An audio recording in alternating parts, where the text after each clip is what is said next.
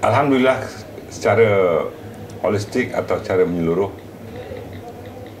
ucapan belanjawan Yang Amat Berhormat Perdana Menteri tidak meninggalkan satu pun kelompok rakyat Malaysia.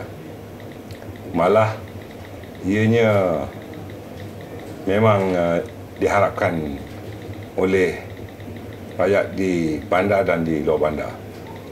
Kita tahu bahawa program-program yang bersifat infrastruktur memang diberikan keutamaan seperti sedia kala. Namun yang penting pada kali ini ialah manfaat yang dapat dinikmati oleh individu, terutama pelajar-pelajar daripada darjah 1 hingga ke tingkatan 5. Bukan saja bantuan cara peribadi RM100 untuk tiap individu, tetapi juga bantuan buku sekolah.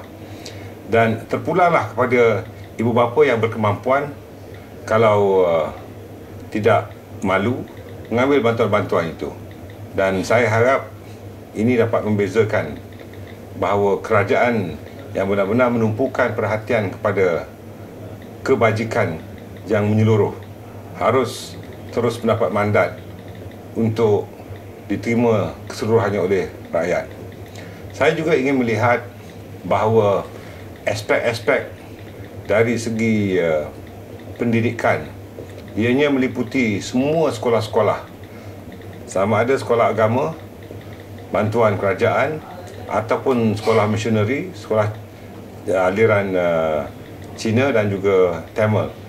Ini memperlihatkan bahawa keprihatinan pihak kerajaan pada sektor pendidikan. Malah di dalam belanjawan ini juga memperlihatkan bahawa sektor pendidikan memperolehi paling banyak belanjawan. Artinya, ini memperlihatkan bahawa Yang Amat Berhormat Perdana Menteri menitikkan pelaburan dalam bidang pendidikan atau pelajaran ini untuk tempoh sederhana dan jangka panjang.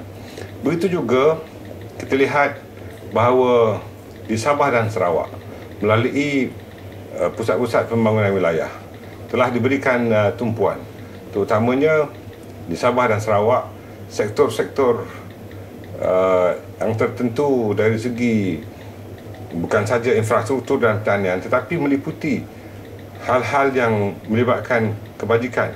Ini memperlihatkan keprihatinan kerajaan terhadap rakyat di Sabah dan Sarawak.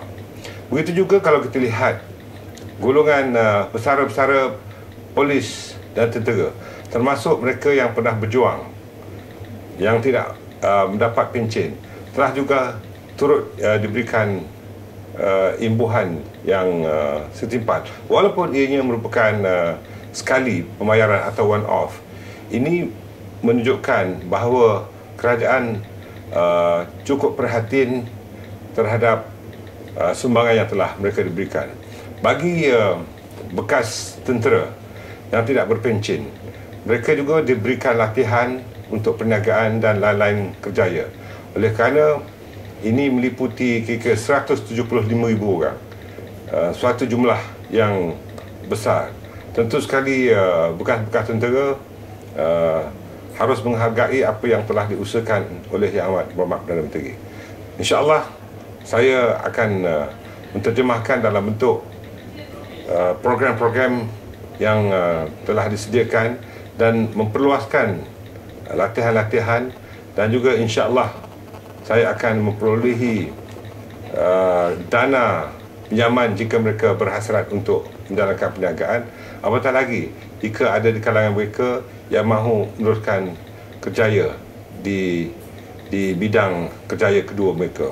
Bagi mereka yang melepasi umur untuk bekerja, tentu skim kebajikan telah dimasukkan, kerana Kementerian Pertahanan telah diperuntukkan sebanyak 13.7 bilion ringgit di dalam belanjawan kali ini, di mana kira 10.9 bilion digunakan untuk mengurus dan sebanyak 2.7 bilion ringgit digunakan untuk pembangunan. Termasuklah 500 juta ringgit akan digunakan bagi membina rumah-rumah kediaman untuk anggota tentera. Kerana dalam program Army Care ini, ianya memperlihatkan bahawa banyak rumah-rumah kelamin dan juga rumah bujang di kem-kem yang perlu dibaik pulih dan dinaikkan taraf, dan pada hemat saya ini adalah merupakan satu manifestasi keprihatinan yang amat berhormat Perdana Menteri sebagai mantan Menteri Pertahanan selama 14 tahun dan mengambil kira kebajikan pegawai dan anggota tentera dalam ketiga-tiga perkhidmatan. Kita akan nampak pembangkang akan mengatakan bahawa yang kita bagi untuk suri rumah tu macam meniru dia punya bajet. Apa komentar mengenai itu? Apa sahaja yang kita lakukan tentu dianggap sebagai suatu belanjawan pilihan raya, termasuklah memberikan peruntukan khas kepada suri rumah.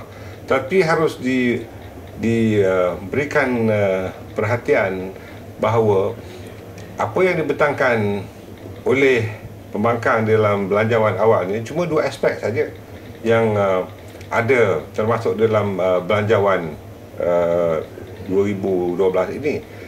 Namun yang lain-lain tidak ada aspek-aspek yang diambil kira, yang pada hemat kami bahawa bajet pembangkang itu adalah bajet fantasi yang bukan saja sukar untuk dilaksanakan, tetapi jika dilaksanakan ianya akan membankruptkan negara kita. Dan kita lihat bahawa dari segi defisit belanjawan telah dapat dikurangkan daripada 5.5% pada 4.7%. Ini menuju ke arah satu bajet yang seimbang, iaitu pendapatan dan belanjawan. Ini merupakan satu langkah positif yang telah dilakukan oleh Yang Amat Berhormat Perdana Menteri selaku Menteri Kewangan. So, makna pembangkang tak boleh mengatakan ni bajet dia, kita ambil dia bukan tiru pada dia. Kalau dua daripada ratusan aspek, saya tidak fikir mereka harus mendabik dada, kerana apa yang dipikirkan oleh kerajaan adalah sesuatu yang lebih menarik dan lebih baik daripada apa yang mereka sarankan.